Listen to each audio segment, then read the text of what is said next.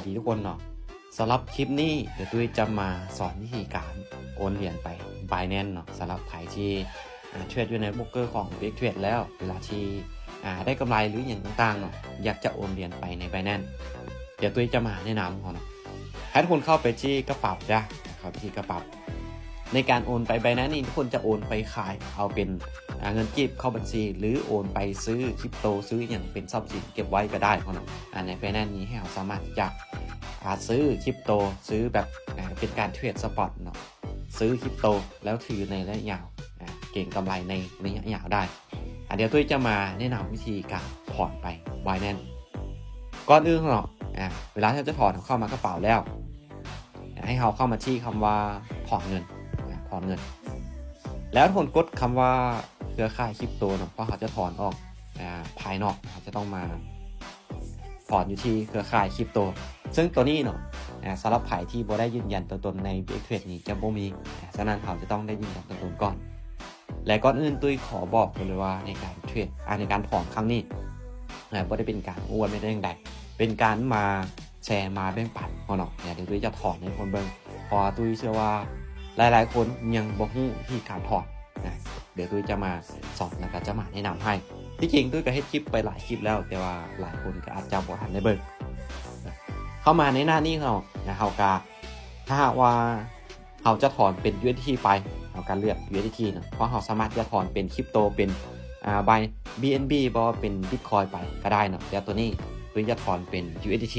เลือก USDT ของเราและบอนว่าเครือข่ายบอนนี้ให้เราเลือกบอนดากดเข้ามา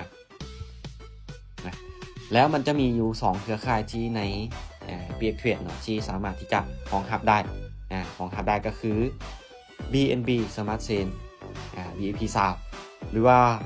POL Polygon มีอยู่2เชนเนี่ยโดยจะเรียกอยู่ที่ BSC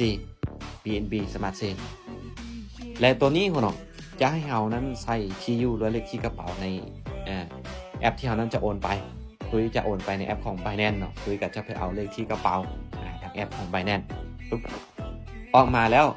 ให้เข้ามาแอปของ Binance เข้ามาที่แอปของ Binance เข้ามาแล้วเนาะให้ทุกคนกดบอทคำว่าทรัพย์สินได้กดคำว่าทรัพย์สินโอเคกดมาทรัพย์สินแล้วคนเพิ่มคำว่ากดคำว่าเพิ่มเงินทุนปุ๊บ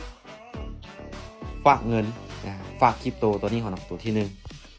1แล้วถ้าไผ่จี้บอขึ้น USDT ขึ้นมาในจุดนี้เราก็ค้นหาได้เนาะค้นหาคำว่า USDT ปุ๊บเราก็กดเอาไปกด USDT เพราะเราจะโอน USDT เข้ามาเราต้องเลือกเช่นเลือกเลขที่กระเป๋าเป็นของ USDT นะเขาจะเลือกเป็น Bitcoin เป็นอย่างบ่ได้เนาะเพราะว่าเขาจะโอน USDT เข้ามาเราต้องเลือกเช่นเลือกเลขที่กระเป๋าของ USDT หลังจากที่เรากดเข้ามา USDT แล้วมันจะหมายให้เราเลือกเครือข่ายในที่นี่คนเนาะใน BX เราเลือกเป็นBSC BNB Smart Chain ใน Binance เราก็ต้องเลือกให้ตรงกันกดมาปุ๊บเลือกหลังจากเลือกแล้วเนาะมันจะมีทั้ง QR มีทั้งเลขที่กระเป๋าของเราเอาตัวใดตัวหนึ่งก็ได้เนาะเอาตัวใดตัวหนึ่งก็ได้กดมาปุ๊บตัวจะเอาเลขที่กระเป๋าได้เห็นบ่บันทึกเลขที่กระเป๋าสำเร็จแล้วเนาะเอากลับมาในแอปของ Big Trade แล้วเอากลับมาวางไส้บอลที่อยู่กระเป๋าตัวนี้เนาะที่อยู่กระเป๋าก็คือกดวางปุ๊บวางแล้วเห็นบ่จะได้เลขที่กระเป๋าของเราทาง Binance หลังจากนั้นก็คือเราใส่จำนวนเงินที่เราจะถอนตุ้ยจะถอนอยู่ที่โอเค12,200เนาะ12,200ตุ้ยมีอยู่ประมาณ1218ตุ้ยจะถอน10,000กับ200เหรียญกดคำว่าถอนเลยในที่นี้มันจะให้เราใส่รหัสผ่านธุรกรรมใส่รหัสผ่านธุรกรรมไปในขั้นตอนนี้เนาะมันก็ถอนคือกับการที่เรานั้นถอน P2P ภายใน Big Trade เลยใส่รหัสผ่านธุรกรรมใส่รหัส 2A ของการกดคำว่ายืนยันการง่ายๆคนบ่ได้ยุ่งยากอีกอย่างเลย และอย่าลืมเนาะทุกครั้งที่โอนออกไปภายนอกจะมีค่าธรรมเนียมอยู่ที่1 ดอลได้จะมีค่าธรรมเนียมอยู่1 ดอลและขั้นต่ำในการโอนออกก็คือ10 USDT เนาะที่เราสามารถที่จะโอนออกไปภายนอกได้เดี๋ยวข้อเบิ้งในแอปของ Binance นำกันเข้ามาเลยเนาะโอเคก็ชื่อว่าเงินเข้ามาเรียบร้อยเนาะอยู่ที่จำนวนเงินที่โอนเข้ามาก็คือ 1,200 USDT ในที่นี้ถ้าว่าทุกคนจะเอาไปซื้อคริปโตเก็บไว้ก็ได้เนาะหรือว่าทุกคนจะขายเป็น